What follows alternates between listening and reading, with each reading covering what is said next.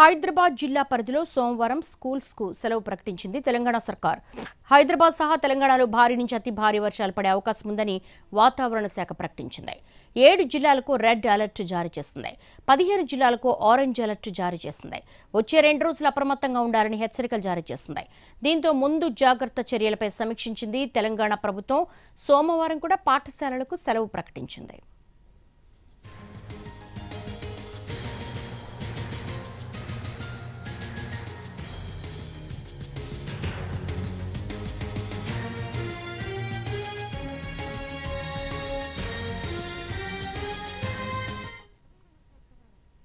బంగాళాఖాతంలో ఏర్పడిన అల్పపీడన ప్రభావంతో తెలంగాణలో భారీ నుంచి అతి భారీ, అత్యంత భారీ వర్షాలు పడే అవకాశం ఉంది.